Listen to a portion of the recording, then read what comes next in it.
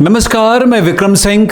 आज हम पढ़ेंगे स्टैक्योमेट्रिक कैलकुलेशन और लिमिटिंग रिएजेंट। स्टैक्योमेट्रिक कैलकुलेशन को हिंदी में कहा जाता है रस समीकरण मितीय गणनाएं, और लिमिटिंग रिएजेंट को कहा जाता है सीमांतकारी अभिकर्मक या सीमांत अभिकर्मक। इस बात को समझने के लिए एक छोटा सा अपने घरों में प्रयोग कर सकते हैं, ऐसा एक एग्जाम्पल देके समझाता हूं। जैसे मुझे बर्गर बनाना है, तो बर्गर कब बनेगा? जब मैं 2 ब्रेड लूंगा। इस तरह से 2 ब्रेड ले लिया मैंने और इसमें एक टिक्की लगा देता हूं। टिक्की यानी मसाला। इस तरह से मैंने कुछ चीजें रख दिया, है ना, और इस तरह से ये बर्गर बन गया। तो एक बर्गर बनाने के लिए ये बर्गर बन गया है। एक बर्गर बनाने के लिए मुझे 2 ब्रेड और एक टिक्की लगते हैं। तो ये हो गया, 2 ब्रेड और एक टिक्की लगते हैं। अगर मैं आपसे ये कहूं मेरे पास 10 ब्रेड है तो कितने टिक्की लगेंगे? तो आप बोलोगे सर इसका आधा, 2 का आधा ये है, तो इसका लगेगा 5 टिक्की लगेंगे। तो कितना ब्रेड बन जाएगा? इसके बराबर या इसके आधा के बराबर, यानी कि ये हुआ 5 बर्गर बनेंगे। यस, इस तरह से हम कह रहे हैं। अब ये और सोचना है कि अगर मैंने आपको 10 ब्रेड दिया तो, और मैंने आपको 3 टिक्की दे दिया, तो कितने ब्रेड बनेंगे, बर्गर बनेंगे? यहां पर सोचने वाली बात है कि बर्गर की संख्या कितनी होगी। बर्गर बनेगा जरूर, लेकिन कितनी बर्गर बनेगा यहां पर समझना। 10 ब्रेड 3 टिक्की है, जबकि नियम क्या कहता है कि ये है रूल किसी रिएक्शन के लिए कि भाई 2 bread plus 1 tikki is equals to हमारे पास या गिव्स टू 1 बर्गर बना। ये सिद्धांत है। तो अगर हमने आपको ऐसा दिया है तो क्या होगा?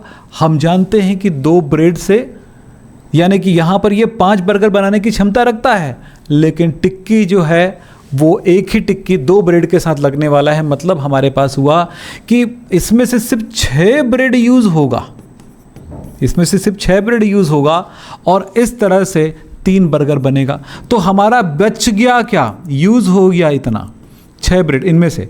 अब बच गया क्या? बच गया हमारे पास 4 ब्रेड बच गया, और 4 ब्रेड जो बचता है ये कहलाएगा एक्स्ट्रा है, यानी कि इसको कहेंगे एक्सेस रिएजेंट। एक्सेस रिएजेंट कहेंगे, यानी अधिकता, इसको हम आधिक्य अभिकर्मक कहेंगे। जबकि जो पूरा यूज हो गया और इसके खत्म होने पर ही हमारा बर्गर बनाने के काम रुक गए, तो इसे हम कहेंगे लिमिटिंग रिएजेंट। क्योंकि इसके खत्म होते ही हम आगे नहीं बना सकते, भले हमारे पास ब्रेड रखा हो। तो जो रखा ही है बच गया उसको कहेंगे हम एक्सेस, और जो बच गया उसे कहें, जो यूज हो गया पूरा का पूरा, जिसके खत्म होने पर यह अभिक्रिया आगे रुक गई, उसे हम कहेंगे लिमिटिंग। लिमिटिंग को हिंदी में बोलते हैं सीमांत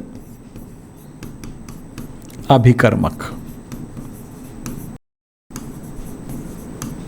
हम इसी को केमिस्ट्री में पढ़ेंगे अब। तो आपको समझ में आ गया होगा बेटा, शेष जो था बच गया वो कितना था? 4 ब्रेड था। इस कारण से जो उसकी मात्रा बचती है उसको एक्सेस रिएजेंट कहेंगे, और जिसकी मात्रा खत्म होने से अभिक्रिया रुक गई उसे हम कहेंगे रुकी। मतलब कैसे? ऐसे रुक ही नहीं गया, जितना बनना था उतना बना, जितना बचा, जितना हमने दिया था लिमिट में जितनी मात्रा थी वो यूज हुआ, और उसके बाद जितना बर्गर बन सकता था वो बना। तो यहां पर एक संबंध आया। इस अभिक्रिया में आपने भले 10 दिया हो, लेकिन 3 टिक्की के कारण 3 बर्गर ही बनेगा और बाकी सभी बच जाएंगे।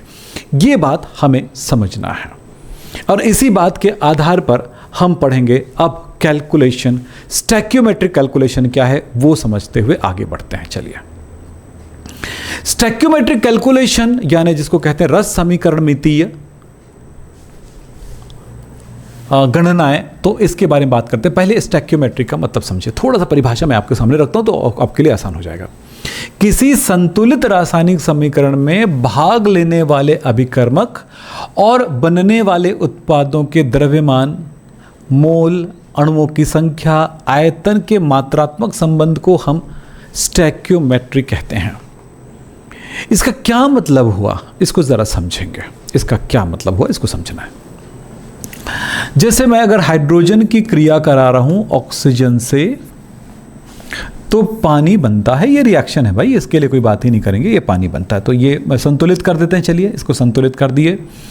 तो ये 2, ये 4 हाइड्रोजन और ये इतना हो गया। चलिए, इसमें एक संबंध स्थापित हुआ है कि हाइड्रोजन की संख्या 2 अनुपात यहाँ पर ऑक्सीजन की अणु की संख्या 1 और यहाँ पर है जल की संख्या 2।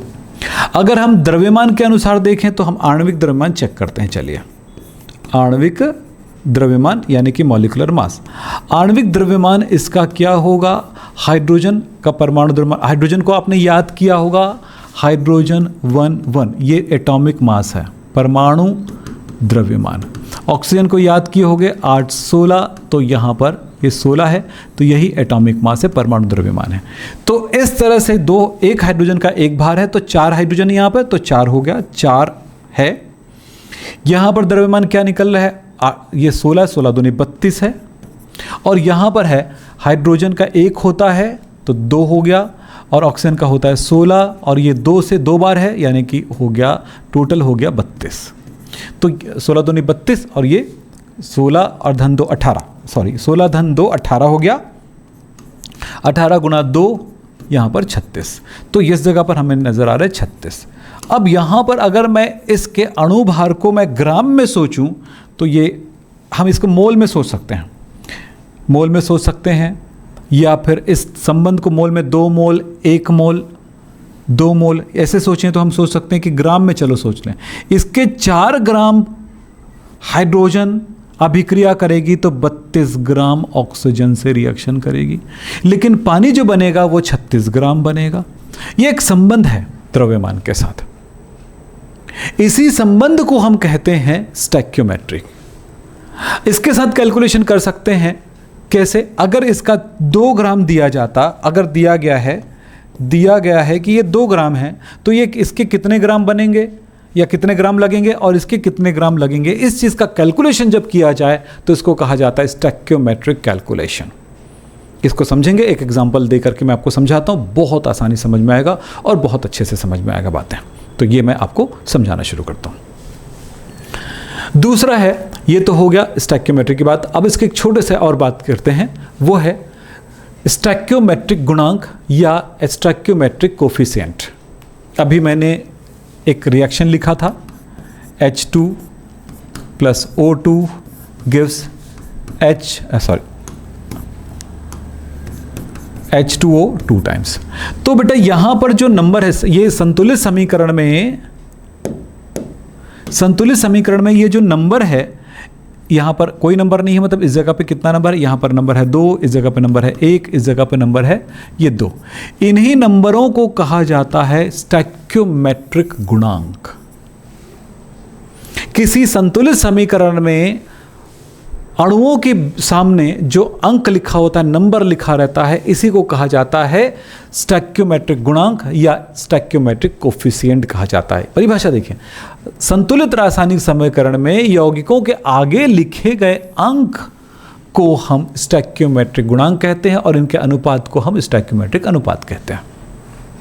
ये मोल है, 2 मोल लगा, 2 मोल ऑक्सीजन लगा, 2 मोल हाइड्रोजन लगा, 1 मोल ऑक्सीजन अभिक्रिया, तो 2 मोल हाइड्रोजन 1 मोल ऑक्सीजन से रिएक्शन करती है और 2 मोल पानी बनाती है, ये कह सकते हैं। अगर सभी गैसीय अवस्था में हो तो अगर ये 2 लीटर लग रहा है तो ये 1 लीटर लगेगा, ये 2 लीटर बनेगा गैसीय अवस्था में। हाँ, अब अवस्थाएं चेंज होगी तो फिर वो बात अलग हो जाएगा, भाई ध्यान रखिएगा।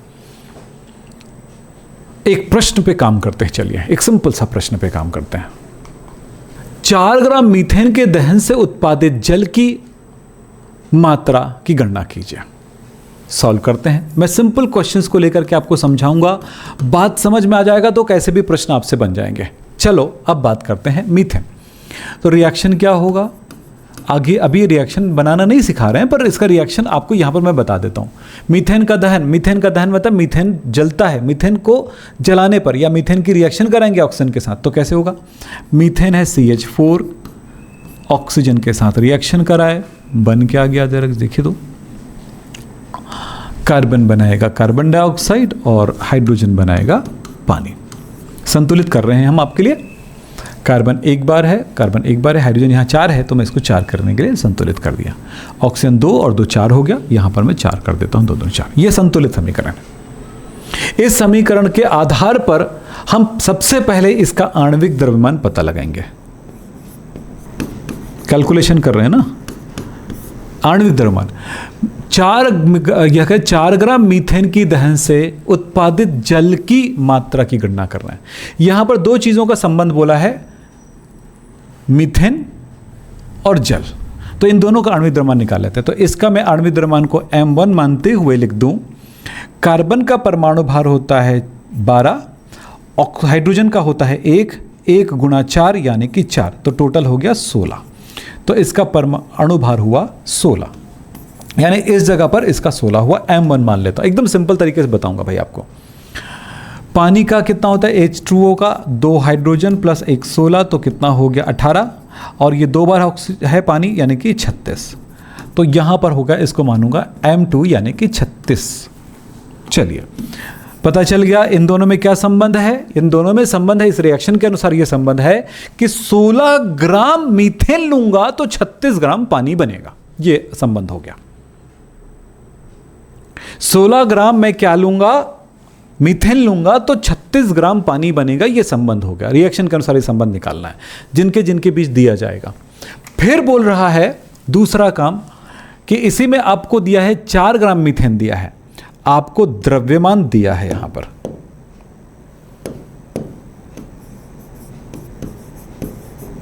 वेट दिया है, तो इसको मानूंगा W1, और इसका दिया है तो मैं लिख दूंगा भाई 4 ग्राम दिया है। चलो, और इसका द्रव्यमान मुझे निकालने के लिए बोला है पानी का, तो W2 लिख दूंगा और क्वेश्चन मार्क कर दूंगा।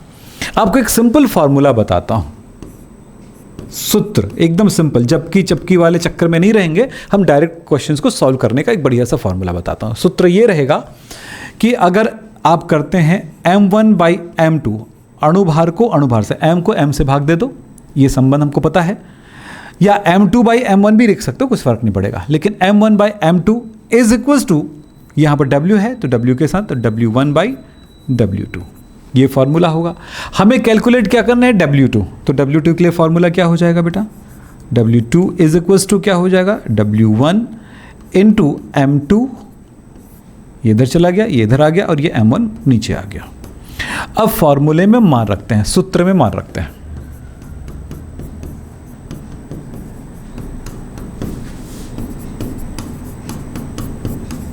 सूत्र में मान रखते हैं। चलिए, तो W2 इज इक्वल्स टू, चलिए W1 कितना है 4, M2 कितना है 36, डिवाइडेड बाय नीचे कितना है M1 16। इसको कैलकुलेट करते हैं, 4 एकम 4, 4 चौक 16, 2 से भाग दिए तो ये हो गया 18, और भाग दिए तो ये हो गया 9, तो ये 9 प्राप्त हो रहा है, यानी W2 इज इक्वल्स टू 9 ग्राम। सीधा सा मतलब ये है कि अर्थात हमें मिला 4 ग्राम मीथेन की दहन से 9 ग्राम जल उत्पादित होता है।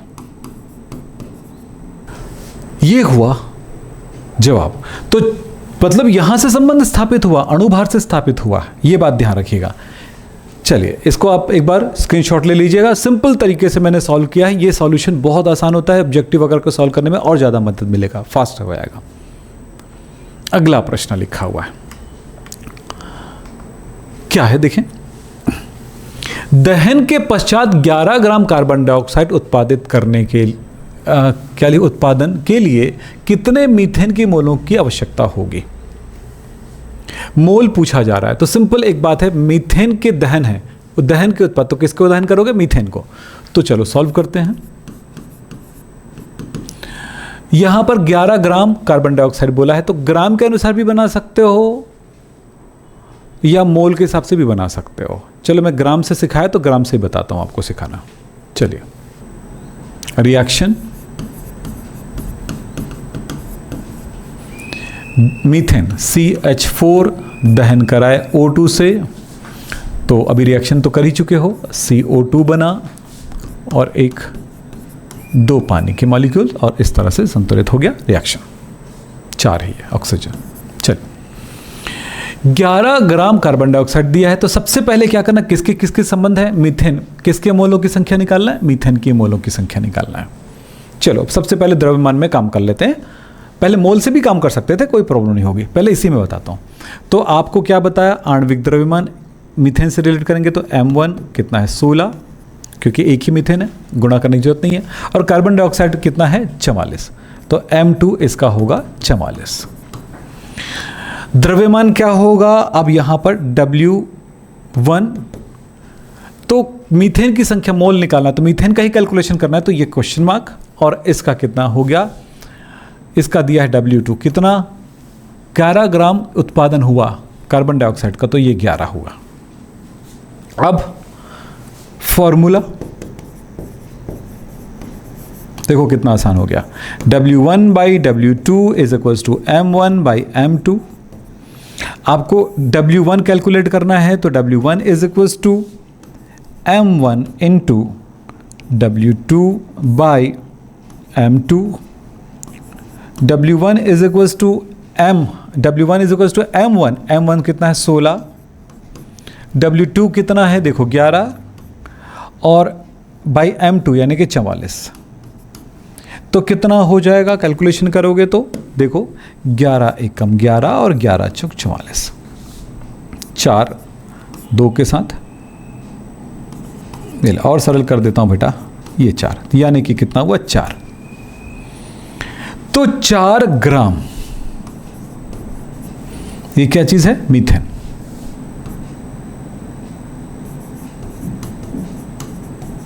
की जरूरत पड़ेगी के पश्चात कितने मोलों की आवश्यकता है, तो 4 ग्राम मीथेन की आवश्यकता है, 4 ग्राम मीथेन की आवश्यकता है, लेकिन उन्होंने ग्राम में नहीं पूछा है, मोल ज्ञात करना। तो अब मोल वाला फॉर्मूला लगा दो, दूसरा सूत्र है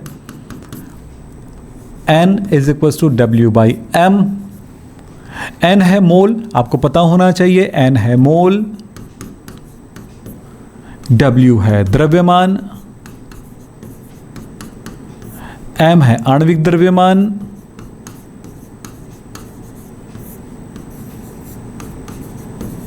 ये हो गया।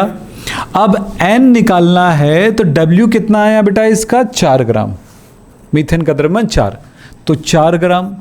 M कितना है, अणुभार कितना होता है इसका 16, अणुभार रख दिए, तो 1/4 हो गया, यानी कि 0.25 मोल। आंसर हो गया 0.25 मोल मीथेन की आवश्यकता होगी। ये लीजिए, इतने मीथेन की आवश्यकता होगी। क्लियर है? अब चलते हैं आगे, एक प्रश्न और कर लेते हैं, प्रश्न तो करना ही है, तो इसको मैं आपको बोलूंगा, मैं रिएक्शन करके दिखा देता हूं, आप इसका होमवर्क करके मुझे आंसर जरूर भेजिएगा। तो मैं यहां पर बताता हूं, पहले समझा देता हूं आपको, सॉल्व करते हैं। चलिए पहले कैसे करना है वो आपको बताता हूं। क्या लिखा है, 56 ग्राम N2 और 12 ग्राम H2 की अभिक्रिया से कितने ग्राम अमोनिया बनेगा। तो रिएक्शन क्या होगा जरा देखो, तो इसका रिएक्शन होगा, नाइट्रोजन की अभिक्रिया हाइड्रोजन गैस से कराते हैं तो NH3 बनता है, बहुत पहले से जानते हो। अभी रिएक्शन नहीं सिखा रहा हूं बेटा, बस उसका यूज़ बता रहा हूँ, यहाँ पर रिएक्शन बता रहा हूँ आपको। रिएक्शन सिखाने के लिए अलग स्पेशल काम होगा, रिएक्शन आप जानते हो ये सोच के मैं ये वाला करा रहा हूँ, क्योंकि ये अलग टॉपिक हो गया। रिएक्शन सिखाने वाला टॉपिक थोड़ी यही है, रिएक्शन सिखाने वाला टॉपिक अलग होगा। तो चलिए, यहाँ पर N2 है, मैंने 2 कर दिया, और यहाँ पर कितना है 3 दूनी 6, यानी कि 3 दूनी 6। ये रिएक्शन है। इसको बनाने के लिए क्या करेंगे, फिर आप किसके से भी संबंध बोला है, इन दोनों की अभिक्रिया से कितने मीथेन बनेंगे, इस टाइप का रिएक्शन है। सॉरी, अमोनिया बनेंगे, कितने अमोनिया बनेंगे, NH3 अमोनिया।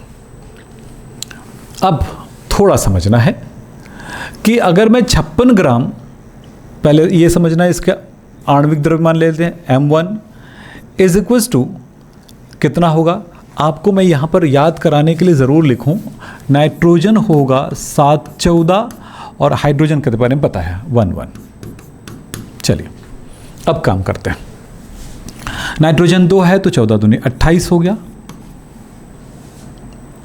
हमें पूछा गया है, अब पहले ये पता लगा लें कि हाइड्रोजन यहाँ पर 12 ग्राम लिखा है, क्या 12 ग्राम लगेगा, पहले इसमें चेक कर लेते हैं इसका अनुभार कितना लिखा है। M2 इज इक्वल टू कितना होगा 6, तो 28 ग्राम के लिए हमें 12 ग्राम लगता है, 6 ग्राम लगता है। 28 ग्राम के लिए हमें 6 ग्राम लगता है, तो चेक करेंगे हम सबसे पहले। तो ये होगा W2 इज इक्वल टू 56 ग्राम, तो नहीं सर W1 होगा बेटा, तो W2 इज इक्वल टू कितना होगा हमें पता लगाना पड़ेगा। ये बात करते हैं पहले। फॉर्मूला क्या है, फॉर्मूला है M1 by M2 is equal to W1 by W2।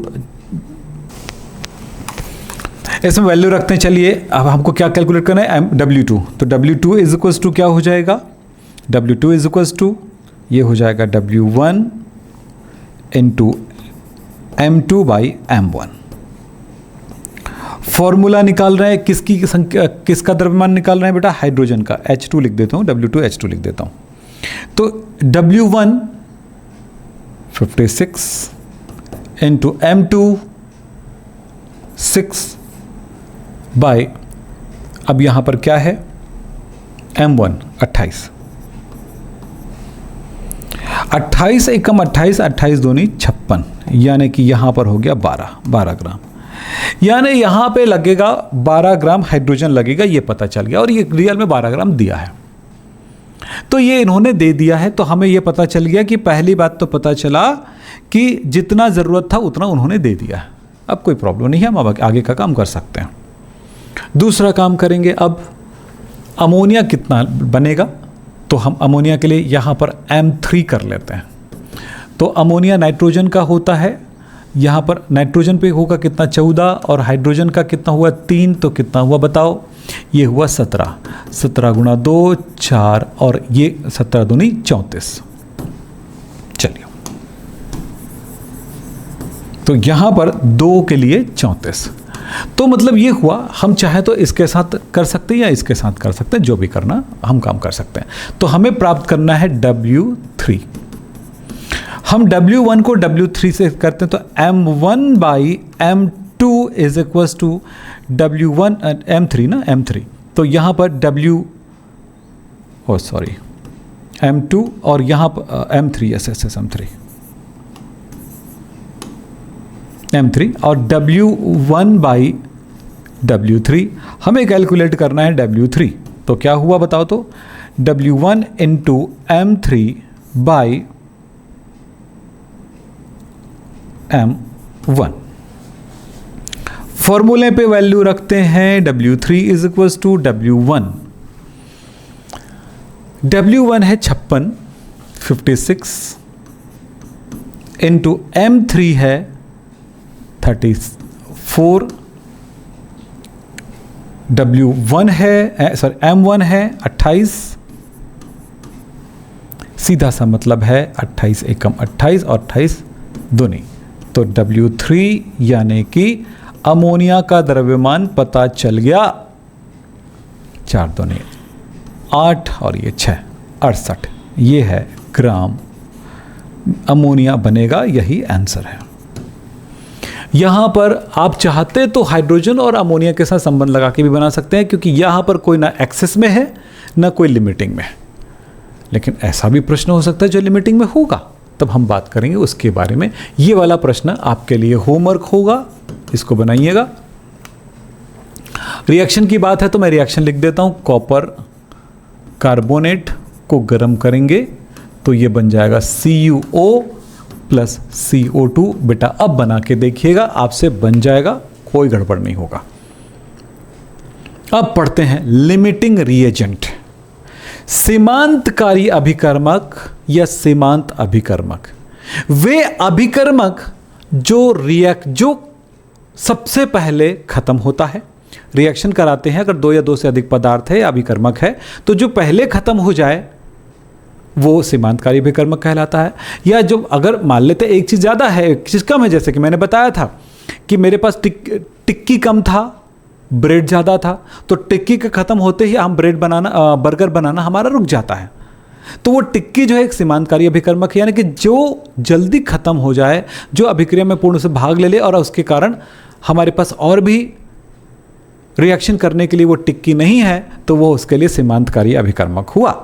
तो वे अभिकर्मक किसी रासायनिक अभिक्रिया में वह अभिकर्मक जो सबसे पहले पूर्ण रूप से समाप्त हो जाती है, जिसके कारण अभिक्रिया आगे बढ़ने से रुक जाती है, उसे सीमांतकारी अभिकर्मक कहते हैं। बहुत आसान है, बहुत इंपॉर्टेंट है। अब चलते हैं, इसका एक न्यूमेरिकल बना के देखते हैं। लिखा है हाइड्रोजन और ऑक्सीजन की क्रिया से 4 ग्राम ऑक्सीजन हाइड्रोजन और 30 ग्राम ऑक्सीजन की क्रिया से जल बनेगा, और कौन सीमांतकारी अभिकर्मक है? कितना जल बनेगा ये भी है, और कौन सीमांतकारी अभिकर्मक है। तो हमें सीमांतकारी अभिकर्मक पता लगाने का तरीका पे काम करते हैं। चलिए इन दोनों के साथ संबंध करेंगे। रिएक्शन हाइड्रोजन ऑक्सीजन से बनेगा H2O। संतुलित कर देते हैं। चलिए ये लीजिए। अब यहां पर मैं आणविक द्रव्यमान लेता हूं M1, ये है 4 मिलेगा, और ये कितना मिलेगा 16 दूनी 32, तो M2 32 ग्राम है। तो 4 ग्राम हाइड्रोजन के लिए 32 ग्राम ऑक्सीजन की जरूरत है, ये खुद ही बता रहा है, डायरेक्ट बता रहा है। लेकिन इसमें कितना दिया? 30 ग्राम दिया है, मतलब ये लिमिटिंग रिएजेंट है। तो यहां पर आपको डायरेक्ट पता चल गया, लिमिटिंग रिएजेंट हमारे पास है O2। अब जो पानी की मात्रा बताना है उसके लिए हम लिमिटिंग रिएजेंट का उपयोग करेंगे। तो हमारे पास होगा M3 इज इक्वल टू, यहां पर इस रिएक्शन के अनुसार हम M3 निकाल रहे हैं, तो इसके अनुसार कितना 18 दूनी 36 हो गया। अब हमें ये पता लगाना है कि पानी कितना बनेगा, तो ये W3 मान लेते हैं, और हमारे पास जो लिमिटिंग रिएजेंट होगा, ये लिमिटिंग है, तो लिमिटिंग रिएजेंट की वैल्यू कितनी दी गई है भाई? आपके पास दिया गया है W2 इज इक्वल टू 30। इसी के लिमिटिंग के बेस पर ही आगे का कैलकुलेशन हम करेंगे। तो अब कैलकुलेशन करेंगे बेटा इन दोनों के बीच का, तो फॉर्मूला समझ में आ गया होगा। W2 by W3 is equal to M2 by M3। तब क्या होगा, यहाँ पर हमें इसको निकालना है, तो हमारे पास क्या हो जाएगा ज़रा देखें। हमारे पास होगा W3 is equal to W2 into M3 by M2। अब W2 का वैल्यू देखते हैं कितना है, 30 गुणा M3 की वैल्यू कितनी है 36 बटा M2 की वैल्यू है 32। ये ऐसे कैलकुलेशन हमको करने हैं। कितना होगा ज़रा देखें, सिंपल है, बटा 16, ये हो गया 18, ये 8, 9, ये हो गया 4, ये हो गया 15। ये तो कितना हो गया, इसको गुणा करें तो 135 बटा 4 यानी 33.75। देखो ये है, तो लिमिटिंग को आधार मान करके दूसरे का कैलकुलेशन करेंगे। ये भी प्रश्न हो सकता था कि 30 ग्राम ऑक्सीजन है तो कितना ग्राम हाइड्रोजन लगेगा इस रिएक्शन में। तो लिमिटिंग पता चल गया तो सब कुछ कैलकुलेट किया जा सकता है।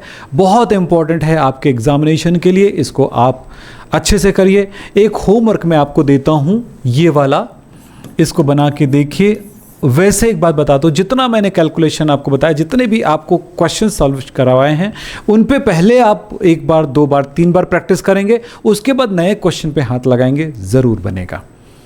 आपको किसी तरह का कोई डाउट होता है, आप हमें कॉल ज़रूर करें, हमें मैसेज करें। हमारा नंबर आपको पता है, नीचे हम देते ही हैं। और हमसे आप 3 तरह से जुड़ सकते हैं। आप जुड़ सकते हैं यूट्यूब के माध्यम से, सब्सक्राइब कर लीजिए। दूसरा जुड़ सकते हैं हमसे आप टेलीग्राम से। अगला जुड़ सकते हैं हमसे व्हाट्सएप से। और अगला एक है इंस्टाग्राम विक्रम हैप केमिस्ट्री से जुड़ सकते हैं। तो आपके पास बहुत सारे ऑप्शन हैं, जैसे भी आप जुड़ना चाहें चारों में जुड़िए। सब में अपने अपने कंटेंट्स हैं, अलग अलग तरह के कंटेंट्स हैं और बहुत बेनिफिट है आपकी स्टडी के लिए। तो आप हमसे जुड़िए, हम आपको बहुत सारे चीज़ें बताते रहेंगे और बहुत इंपॉर्टेंट चीज़ें भी बताते रहेंगे, और इससे आपके रिज़ल्ट भी अच्छा आएगा और आप अपनी एजुकेशन में आगे बढ़ते जाएंगे। केमिस्ट्री की समझ आपकी बहुत बेहतर होती जाएगी। तो आज की क्लास यहीं पे समाप्त करते हैं। नमस्कार, धन्यवाद, थैंक यू।